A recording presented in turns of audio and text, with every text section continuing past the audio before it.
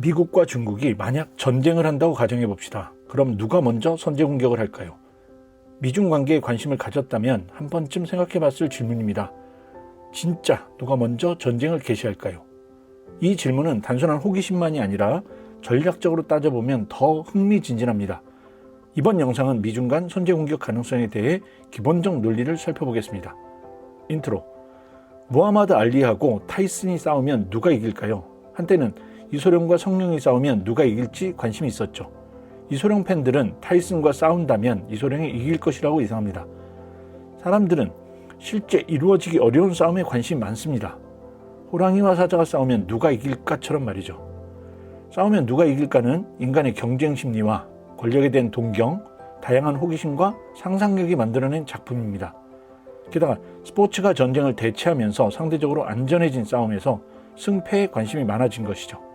이와 유사한 질문이 국제정치학에도 있습니다. 미국과 중국이 싸운다면 누가 이길까가 그것이죠. 많은 사람들은 당연히 미국이라고 합니다. 사실 예전에는 이 질문은 질문축에도 못 꼈죠. 그런데 최근 중국의 군사력 증대는 미국과 중국의 군사력 대결 결과 예측을 흥미롭게 만듭니다. 안녕하세요. 정치 커뮤니케이터 신박입니다. 누가 먼저 공격할 것인가? 선빵의 논리.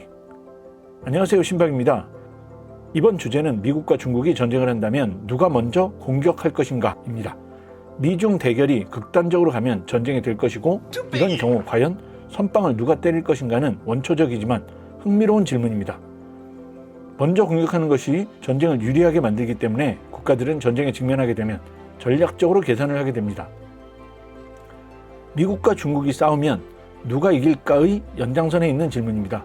하지만 좀 더 전략적 계산을 담고 있습니다. 미국과 중국은 최근 모두 공격무기를 늘리고 있습니다. 공격무기란 기동성이 높은 무기를 말합니다. 빨리 상대를 공격할 수 있는 무기죠. 항공모함처럼 항공기를 이동시켜서 상대방을 공격하는 무기나 잠수함처럼 은밀하게 적진 가까이서 상대방에게 미사일을 날릴 수 있는 무기가 바로 공격무기입니다. 무기에 공격무기가 있다면 그럼 방어무기도 있을까요? 그렇습니다. 방어무기도 있습니다. 방어무기는 화력 중심의 무기입니다. 상대방이 공격해올 때 상대방에게 엄청난 충격을 가하게 만드는 야포가 대표적인 방어무기입니다. 또한 1차 세계대전에서 많은 사망자를 만든 철조망과 기관총도 방어무기죠. 다시 공격무기로 돌아오겠습니다. 최근 미국과 중국의 공격무기 경쟁이 치열합니다. 먼저 미국의 대표적 무기는 스텔스 폭격기입니다. 미국은 B2 폭격기라는 24억 달러짜리 폭격기를 가지고 있습니다. 그런데 2022년 미국은 6세대 폭격기인 B-22를 공개했습니다. 이 폭격기는 기존 스텔스 전투기인 F-22나 한국이 보유한 F-35보다 완벽한 스텔스 성능을 자랑합니다. 현존하는 레이더나 적외선 레이더로 탐지가 불가능하다는 평가를 받고 있습니다. 게다가 전자전을 수행해서 상대방 레이더 시설을 무력화할 수 있습니다. 비행을 하면서 상대방 레이더가 조사되면 이 레이더 시설을 마비시킵니다. 적의 눈을 멀게 만드는 것이죠. 게다가 사이버 네트워킹을 통해 다른 전투기나 무기에 자신이 확보한 정보를 공유해 줍니다. 민간 시설의 인터넷 등 네트워크를 마비시킬 수도 있습니다. 중국이 1950년대 소련제 폭격기에서 물려받은 H-6 기종을 현재 업그레이드해서 사용하는 것과도 대비됩니다. 중국도 공격무기를 늘리고 있습니다. 특히 극초음속 미사일인 둥펑17이나 둥펑21을 개량하고 있습니다. 이 중 둥펑21은 항공모함 킬러라는 이름을 가졌습니다. 즉 함정을 공격하기 위한 탄도미사일입니다. 마하 10 이상의 속도로 대기권에 진입하기 때문에 미사일 방어가 어렵습니다. 얼마 전 업그레이드된 둥펑26과 27을 공개했습니다. 미국과 중국이 공격용 무기를 늘리는 상황은 무엇이 문제일까요? 만약 두 나라가 상대방과 전쟁을 해야 한다고 믿게 되면 공격무기는 무조건 먼저 공격을 해야 합니다. 공격무기는 상대방이 준비되지 않은 상황에서 기습 공격을 할 때 그 효과가 커집니다. 단순하면 선빵이 답입니다. 반대로 내가 선빵을 당하면 그만큼 피해가 커진다는 것입니다. 그래서 공격무기를 보유하면 위기 상황이 되었을 때 상대방에게 선수를 빼앗기지 않을까 불안하게 됩니다. 최근 미국과 중국의 군사력 강화, 특히 항공모함이나 전략잠수함 그리고 미사일 등의 공격무기 강화가 불안한 이유입니다. 국가는 왜 먼저 공격하려 할까요? 미국과 중국 중 누가 선빵을 날릴 것인지는 전략적 계산을 필요로 합니다. 그래서 몇 가지 전략 용어를 가지고 상황을 이해하는 것이 필요합니다. 개념적 사고가 우리에게 좀 더 체계적으로 미중 군사분쟁 가능성을 이해하게 해줍니다. 여기에 필요한 개념들을 살펴보겠습니다. 개념은 딱딱하니 역사적 사례들을 중심으로 살펴보도록 하겠습니다. 선빵, 즉 상대방에게 먼저 공격하는 것을 일격이라고 합니다. 영어로는 first strike라고 합니다. 첫 번째로 가격을 한다는 뜻이죠.